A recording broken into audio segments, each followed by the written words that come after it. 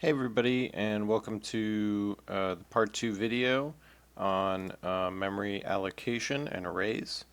So unfortunately I had to stop because my computer freaked out, but we're going to pick up from where we left off. So if I remember correctly, just look at the notes here.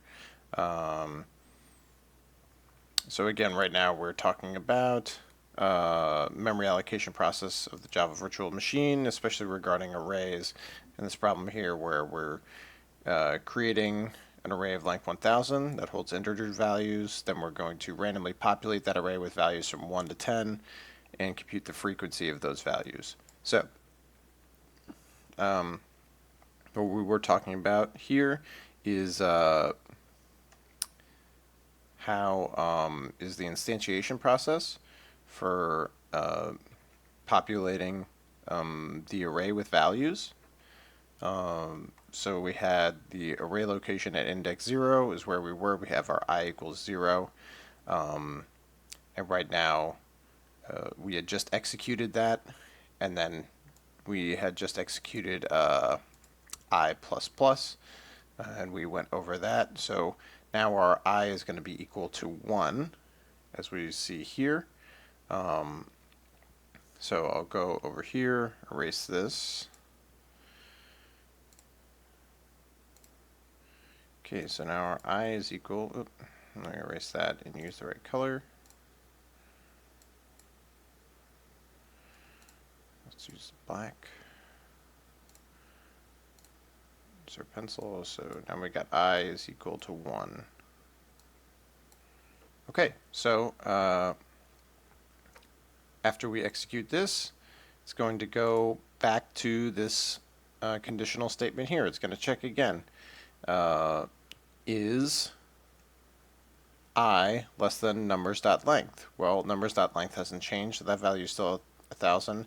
I this time is equal to 1. So it was 1 less than 1000? Yes, it is.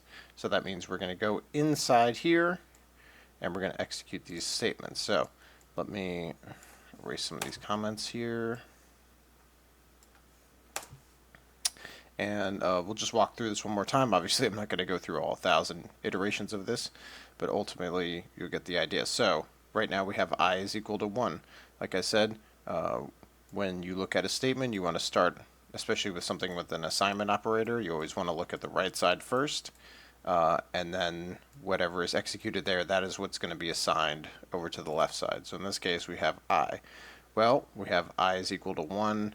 As we talked about here, what it's really saying, I holds the value B2, and then it's saying, okay, go to memory location B2. What's inside B2? Well, it's the value 1. So right now we have that value 1. And so it's saying, okay, let's assign. Now, once we do assign this value, this is the assignment operator here, to numbers at I. What is I? That's going to be 1. So that would be numbers index 1. So going over this again, that would mean, okay, first thing here, I'm going to look at numbers. This variable holds, in this case, what we said is, oh, it's got memory location A7. That's really the value that it holds. So we go to numbers, it says numbers is pointing to A7, which is this first box right here in the array. It's the memory location of the first allocated memory space. And so then this number here, 1, that's going to tell us how many boxes we're going to move over from this initial location. So it's going to step over 1. That means that we're accessing this memory location in our local memory. And so now I'm going to assign 1 into that memory location. So I'm going to go ahead, switch colors again. Let's put 1 in there. Okay, so that's executed. Now again, go to I++, walk through this one more time. That's the same as I is equal to I plus 1. In this case, we know I is 1, just like we have here. So that's going to be 1 plus 1 is 2. We execute this part first, so then we have 2, and I want to assign the value of 2 to I. I is B2, so now we're going to assign the value 2 to this location, this memory location. And erase that. Okay, then we got there. Okay, and so on and so forth. So this will keep going until this statement is false. When will this statement be false? That would have to be when I is greater than or equal to 1,000, right? If it has to be less than 1,000, that means it can only be from negative infinity to 99, or 999. So if it's equal to 1,000 or greater than 1,000, then we're going to exit out of this loop. So ultimately, our array will have something like these values. Let me use this. We've got, so it would be 3, you know, etc., etc. And this would be 999 as well. Excuse me. Okay, so now we've gone over instantiation. Just as another little tidbit here, I said this is the long form implementation of this. So is there another way to do this? Yes, there is. Let me go over that real quick.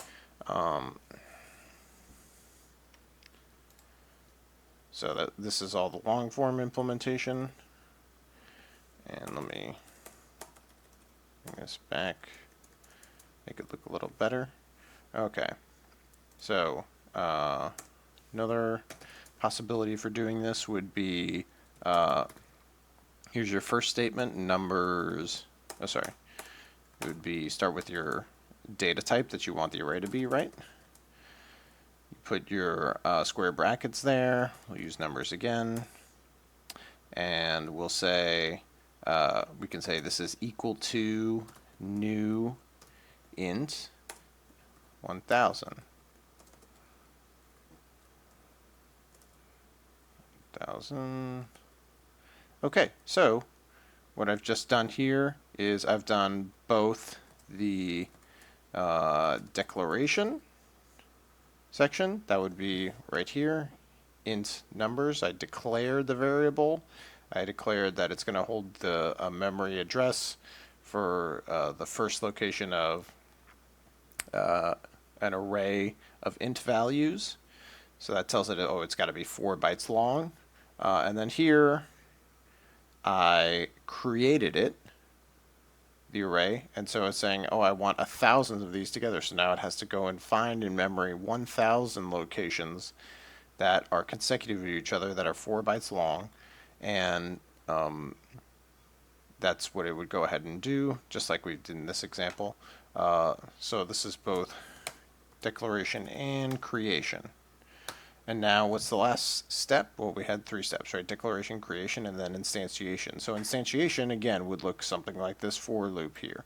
It'd be very similar. Now, the final way to do this would be called short form. And it would look something like this. It can all be done in one line, or one execution.